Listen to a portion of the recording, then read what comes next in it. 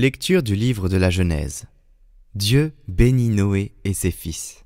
Il leur dit « Soyez féconds, multipliez-vous, remplissez la terre.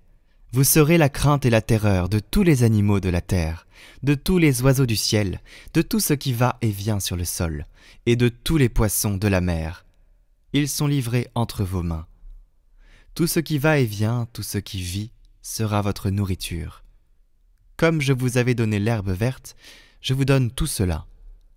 Mais avec la chair, vous ne mangerez pas le principe de vie, c'est-à-dire le sang.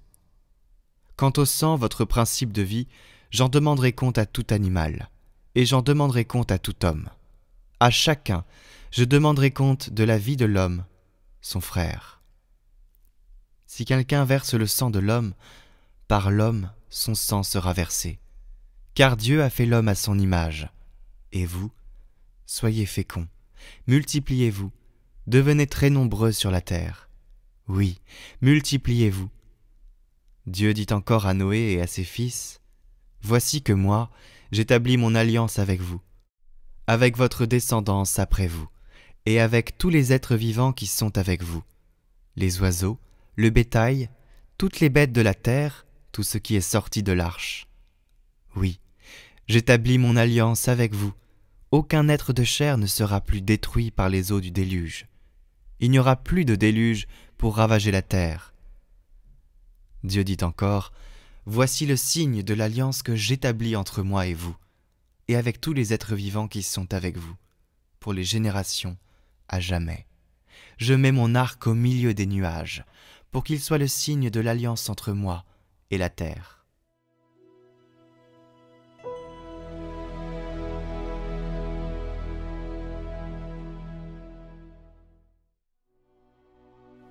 Du ciel, le Seigneur regarde la terre. Les nations craindront le nom du Seigneur, et tous les rois de la terre sa gloire. Quand le Seigneur rebâtira Sion, quand il apparaîtra dans sa gloire, il se tournera vers la prière du spolié. Il n'aura pas méprisé sa prière. Que cela soit écrit pour l'âge à venir, et le peuple à nouveau créé chantera son Dieu. Des hauteurs, son sanctuaire, le Seigneur s'est penché. Du ciel, il regarde la terre pour entendre la plainte des captifs et libérer ceux qui devaient mourir. On publiera dans Sion le nom du Seigneur et sa louange dans tout Jérusalem, au rassemblement des royaumes et des peuples qui viendront servir le Seigneur. Les fils de tes serviteurs trouveront un séjour, et devant toi se maintiendra leur descendance.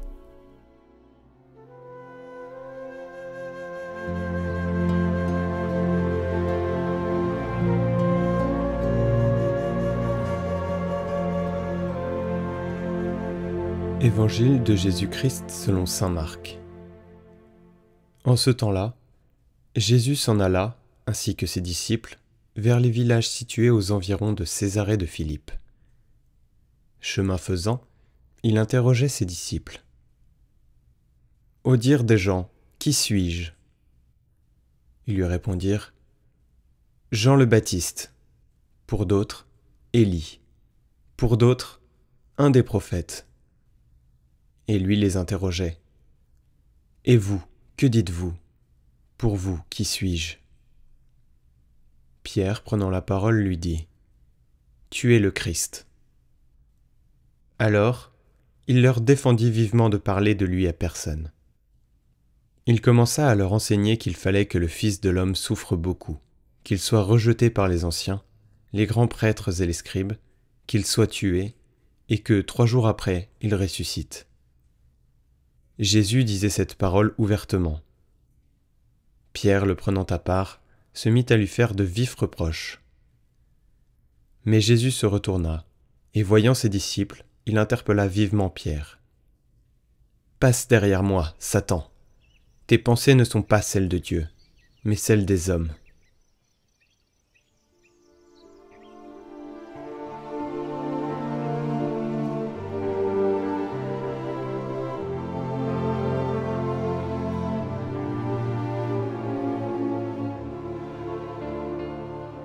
Le Seigneur veut que ses disciples d'hier et d'aujourd'hui établissent une relation personnelle avec lui et l'accueillent ainsi au centre de leur vie.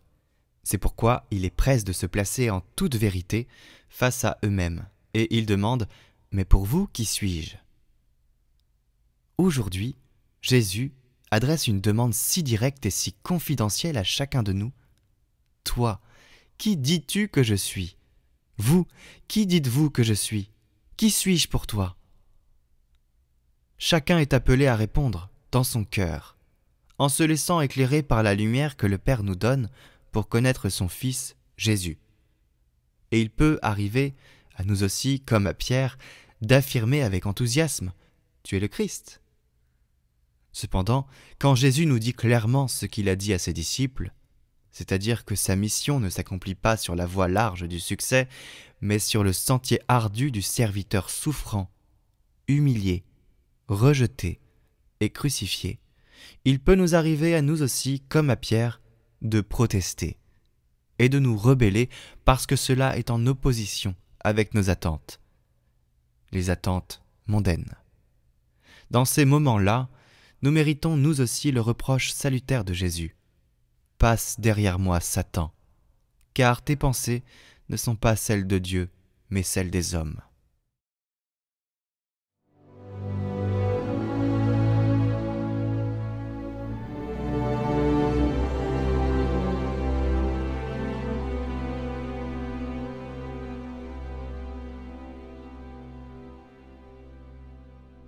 Cette prière à Saint Joseph réputée infaillible est à dire 9 jours consécutifs. Il faut s'assurer de vraiment désirer ce que l'on demande. Et il faut y penser pendant toute la prière. Au nom du Père, du Fils et du Saint-Esprit. Amen. Ô Saint Joseph, dont la protection est si grande, si forte et si prompte devant le trône de Dieu, je mets en toi tous mes intérêts et désirs. Ô Saint Joseph, assiste-moi par ta puissante intercession et obtiens pour moi, de ton divin Fils, toutes les bénédictions spirituelles par Jésus-Christ, notre Seigneur, de telle manière qu'ayant engagé ici-bas ton pouvoir céleste, je puisse offrir mes remerciements et mon hommage au Père qui nous aime.